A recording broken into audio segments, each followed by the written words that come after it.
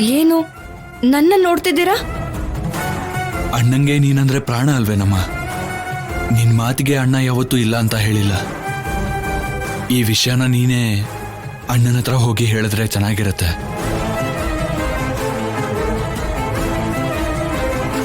ಹಾ, ನಾನಾ ಅಪ್ಪನ ಎದುರುಗಡೆ ಹೋಗಿ ಅಪ್ಪಂಗೆ ನೀರ್ ಕೊಡ್ಬೇಕು ಅಂದ್ರೆ ಭಯ ಆಗುತ್ತೆ.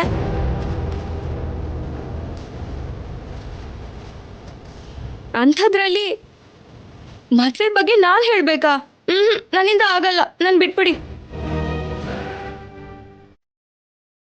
ಎಲ್ರು ನನ್ನ ಕೈಲಿ ಆಗಲ್ಲ ಅಂತಂದ್ರೆ ಇನ್ನು ಭಾವನವ್ರಿಗೆ ಹೇಳೋರು ಯಾರು?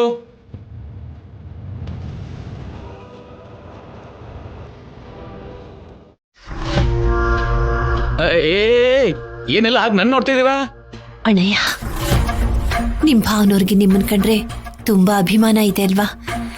ನೀವೇ ಯಾಕೆ ಅವ್ರ ಹತ್ರ ಈ ವಿಷಯ ಹೇಳ್ಬಾರ್ದು? ನಾನು ಭಾವನವ್ರಿಗೆ ಹೇಳೋದು? ನನ್ನ ಹೆಂಡತಿ ಮೇಲೆ ಕೈ ಮಾಡೋದಕ್ಕೆ 25 ವರ್ಷ ಬೇಕಾಯ್ತು ನಂಗೆ. ಅಂಥದ್ರಲ್ಲಿ ಕಷ್ಟಪಟ್ಟು ಅವಳನ್ನ ಮದುವೆಗೆ ಒಪ್ಪಿಸ್ದೆ.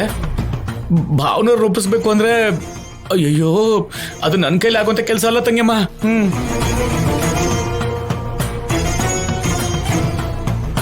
ಇವತ್ತಿಗೆ ನಾನು ಮಾಡಿರೋ ಈ ಸಾಹಸನೇ ಸಾಕು. ಭಾವನವ್ರಿಗೆ ಹೇಳುವಂತ ಸಾಹಸ ನಾನು ಮಾಡೋಕ್ಕಾಗಲ್ಲ ತಂಗಿಯಮ್ಮ. ಯಾರಾದ್ರೂ ಸ್ವಲ್ಪ ಬಾಯ್ಬಿಟ್ಟು ಮಾತಾಡಿ. ಆದ್ಯಾಕನ್ಗೂ ಸೀನು ಮಾವನ್ಗೂ ಮದ್ವೆ ಆಗ್ಬೇಕು ಅಷ್ಟೇ.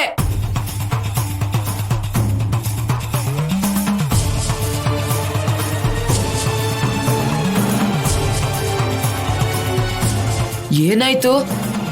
ಯಾಕೆಲ್ರು ನನ್ನನ್ನು ಹೀಗ್ ನೋಡ್ತಿದ್ದೀರಾ? ಬಿಟ್ಟು ಈಗ ನಮ್ಮ ಹತ್ರ ಹೇಗ್ ಮಾತಾಡ್ದು ಹಾಗೆ ಹೋಗಿ ನಿಮ್ ದೊಡ್ಡಪ್ಪನ ಹತ್ರ ಹೇಳ್ತೀಯಾ?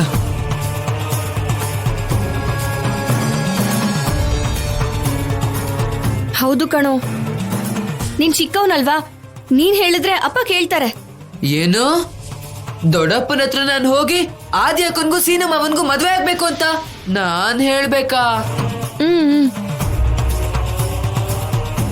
ಏನೋ ಬಿಟ್ಟು ಏನ್ ಮಾತಾಡ್ತಿದ್ಯಾ ಅಂತ ಹೇಳಿದ್ರೆ ನನ್ ಕಾಲೆಲ್ಲ ನಡ್ಗುತ್ತೆ, ಪ್ಯಾಂಟ್ ಎಲ್ಲ ಒದ್ದೆ ಆಗುತ್ತೆ.